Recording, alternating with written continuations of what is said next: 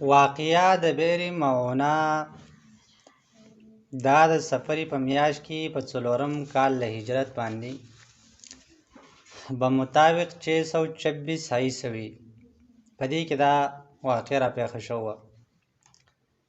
او واقعه داسې وه چې ابو برا عامر ابن مالک ملاعب الاسنه په دې نوم باندې مشهور و. خپل نوم یې ابوالبرا عامر ابن مالک و. دا د نبی علیه السلام په خدمت کې حاضر شو. رسول الله صلی الله علیه وسلم دله د اسلام دعوت ورکو چې ته مسلمان شه، خو ده نه د اسلام نه انکار وکړو او نه اقرار وکړو، یعنی نه مسلمان شو نه داسې وه چې زه د اسلام نه انکار کوم، بلکې نبی علیه الصلاة وسلام ته وویل چې دې چل وکړه چې زما څخه اهل نجد دغه چې کومه خلک دي دې ته زما څه کسان ولېږه، څه صحابه راڅه ولېږه چې دې هغه خلکو له دعوت ورکړي، دا دین ورته ورسوي، په خبره باندې پوه کړي، نو کیدای شي هغه خلک ایمان نه وړي د اهل نجد. نبی علیه صلات وسلام ورته وفرمایل چې په اهل نجد باندې زما یقین نشته دی، زما په اعتبار نشته دی، کیدای شي دا صحابه مړه کړي، جنګ ورسره وکړي. نو دې ابوالبرا ورته وویل چې نه، زه ضمانت کوم، زه به دې ضامن یم، هغې ورسره جنګ نشي کولی. نبی علیه صلات وسلام د دې سره 80 کسان صحابه ور ملګري کړو، او دا 80 کسان داسې عام کسان نه بلکې دا قره حضرات و قاریانو. او په دې باندې منذر ابن عمر ساعدي رضی الله تعالی عنه دا په امیر جوړ کړو. او دا داسې پاک خلک وو، پاک باس خلک وو. دا دلته چې په دې مدینه کې اون دی به لرګي راټولول او هغه به خرڅول، او د اصحاب صفه چې کوم طالب علمانو هغې له به خوراک انتظام کوه، او دا د خپل ذریعه د معاش هم وه. ډېر نیکان خلک وو. د شپې به وه چې څه حصه چې کوم نه په هغې کې به قرآن لوست او درس او تدریس به کوو، او بیا چې کوم نه د هغې نه وروسته به تهجد کول، الله رب العالمین عبادت به کوو. نو لحاظه دا کسان 80 کسان د دې ابوالبرا سره ووتل او بئر معونه ته چې کله ورسېدل، بئر معونه نومې دا یو کویه و، هلته چې کله ورسېدل چې دا بئر معونه دا د ابن عامر بني عامر چې کومه ځمکه، بني عامر چې کومه علاقه ده، او د حره یعنی بني سلیم د دې چې کومه ځمکه د دې په مابین کې دا یو ځای دی، بئر معونه ورته ویلی کېږي. ارض بني عامر او د حره بني سلیم د دې په مابین کې یو ځای دی. په دغه ځای کې دلته چې کله ورسېدل نو په دې کې یو صحابي دی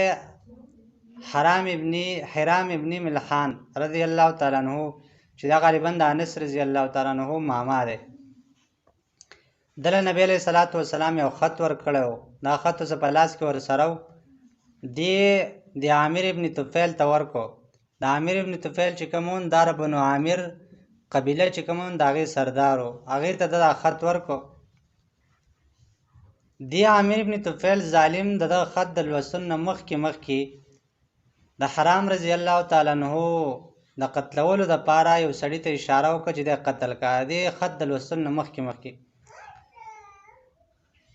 دغه سړی راپاڅېد او حرام ابن ملحان رضی الله تعالی عنه دا ایسته شهید کړو.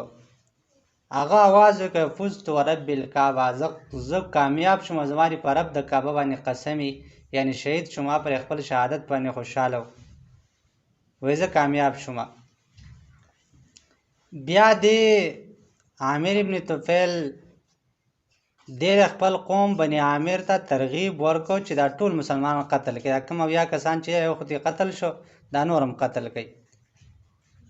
لیکن هغو ته وایي چې نه، دا موږ ځکه نه قتلو چې دا خو زموږ مشر ابوالبرا د هغه په عهد و امان کې دي، هغه معاهده کړه چې زه دې ضامن یم، لحاظه موږ خپل مشر د هغه بې عزتي نه کوو، دې نه انکار وکړ، موږ نه شو وژلی. عامر ابن طفیل دا اصل کې د ابوالبرا وراره و. ده بیا بني سلیم قبیلې ته وویل، هغه ته وویل په هغې کې چېرې تاسو دا کار تاسو وکړئ، دا مسلمان استمړه کوئ. نو په هغې کې ریال او زکوان او سیا دا چې کومه لاندې قبیلې وې دا پکې تیار شول او موږ یې قتلو. دا ټول لاجمع شول، مسلمانانو نه ګیره واچوله، صحابو نه ګیره واچوله. صحابه ته وایي چې ګوره موږ جنګ نه یو راغلي، موږ نبي علیه السلام د یو خاص مقصد دپاره راغلېږلي یو او موږ پرېږدئ زموږ سره جنګ مه کوه، موږ ستاسو سره جنګ نه کوو. لیکن دې ظالمان دا ته قلار نه شو، دا ټوله شهیدان کړه او یا وړه کسان یې شهیدان کړه. سوا د کعب بن زید انصاري رضی الله تعالی عنه نه چې دا پکې ژوندی پاتې شو، دا بیا د خندق په موقع باندې شهید شوی دی.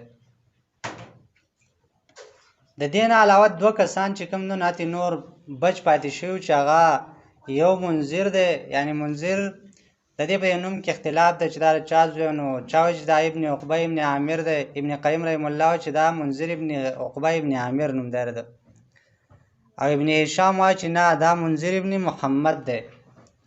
بهرحال هر یو چې و خو دا دوه کسان چې کوم دی، یو دا منذر دی او دویم عامر ابن امیه زمری رضی الله تعالی عنه.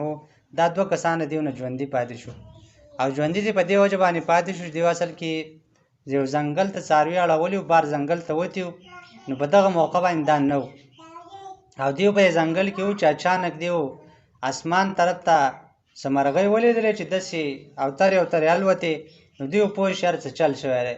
واپس چې کله راغله خپل ملګري وکتل نو ټول شهیدان پراته و، په یینو کې لت پت او ټول مړه و شهیدان و. عامر رضی الله تعالی عنہ دو ته وویل د منذر ته وویل چې هر چل کوو چې سیده مدینې ته ځو، نبي علیه صلات وسلام ته خبر ورکوو چې دغه شانتي زموږ په ملګرو باندې دا چل وکړئ، شهیدان کړو ټول. منذر رضی الله عنه ته وویل چې نه خبر خو پخپله کېږي، د شهادت دا موقع ولې ضایع کړو، لهذا شهادت موقع ده او دا نه ضایع کړو. دواړه ورمخې ته شو دې کافرانو په مقابله کې. منذر رضی الله تعالی عنه په دغه ځای کې شهید شو او دا بل چې کوم دی دا عامر ابن امیه زمری چې کوم دی دا دیو استګیر کړ، گرفتار یې کړ او چې دا کله گرفتار کړ نو عامر ابن طفیل دغه خواله بوتلو، کوم ظالم چې و دی مشر و هغې ته یې بوتو. عامر د ده نه سر وخراوه، یختۍ ته وخرول او بیا یې ته دا خبره وکړه هېڅ ته پرېښود چې یاره زما مور یو غلام ازادول، د هغې نظر یې منلی چې زه به غلام ازاد کړم، لهذا ته ما د هغې په ځای باندې ازاد کړې او دا ژوندی پرېښود. ورنه دا یې مواجه خو په دغه وجه باندې ژوندی پرېښود چې دا یو قسم د غلام په بدله کې دا یو آزاد کړ. په دې معرکې کې دا بکر صدیق رضی الله تعالی عنه آزاد کرده غلام عامر ابن فهیره دا پکې هم شهید شوی و او د هغه جنازه چې کوم دا اسمان ته اوچته کړی شوی وه. د عامر ابن طفیل د پخپله د خلکو نه تپوس وکړو چې ومن الرجل منهم لما قتل، دا سړی څوک و د دې د مسلمانانو نه کله چې قتل کړی شو، نو رأیته رفع بین السماء والارض، ما دا ولیده چې دا اوچت کړی شو په مابین د اسمان او د ځمکې کې دا جنازه اوچته وه. حتی رأیتو السماء من دوني، تر دې پورې چې اسمان ما د دې نه کوز راولیده، نږدې مې ورته ولیده. دا څوک و دا کس؟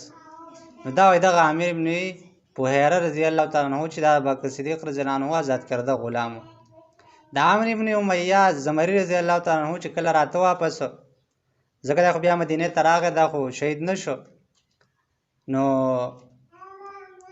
کله چې دی دا بیرې ماونه واپس کېده نو په لاره کې د ونې لاندې دوه کسان ولیده، بنو عامر قبیلې چې وده و. نو د عامر ابن امیه سوچ وکړ چې د عامر ابن طفیل ظالم خو زموږ اویا کسان شهیدان کړه صحابه او راشه دا دوه کسان خو ترې مړه کړه، دا خو د هغې په بدله کې مړه کړه. عمر رضی الله عنه راولېږېده، دواړه ایسته مړه کړه او دغه دواړه چې کله مړه کړه نو دغه دواړه اصل کې د رسول الله صلی الله علیه وسلم معاهدین د نبي علیه السلام سره معاهده وه، حلیفانو. خو عمر رضی الله تعالی عنه ته پته نه وه چې دا نبي علیه السلام سره معاهدین دی. چې کله راغی نبي علیه السلام ته ټوله واقع بیان کړه، رسول الله ته ویل دا خو حلیفانو زمونږ او حلیف او د معاهد په باره کې بیا قانون دا چې ته به د هغې دیت ورکړې. نبي علیه صلات وسلام فیصله وکړه، ویل موږ ورته دیت ورکوو. نو رسول الله وسلم په دغه وخت کې دا بنو نذیر چې کوم دین دام چونکې د بنو عامر د هغې حلیفانو، نو رسول الله وسلم لاړ او د بنو نذیر سره په دې باره کې خبرې اترې شروع کړې. بنو نذیر بیا د نبي علیه السلام د قتل منصوبه جوړه کړه، واقع مخکې تېره شوې ده که ستاسو خیال او نبي علیه السلام ورسره بیا معاهده ماته کړه، ښه تاسو زما د قتل منصوبه جوړه کړه، جواب یې پسې ولېږه، دومره 3 ورځې تاسو ته مهلت دی، دې ځای نه وځئ یا مسلمانان شئ. هغه ویل بس مونږ وځو مونږ ته اجازت راکړه. عبدالله ابن ابی پسې لاړ نه چې چېرته لاړې زما سره 2000 کسان چې لا نه چې ځم تعاون څه کومه د پیغمبر سره جنګ وکړئ. او بیا پسې رسول الله صلی الله علیه وسلم لاړ او هغه یې راګیر کړو او بیا یې سره راځګنه وشړل. هغه واقع مخکې تېره شوې ده. نو دا چې کوم د بیرې مونا هغه واقع ده په دې حدیث کې اصل کې دغه واقع ذکر کوي د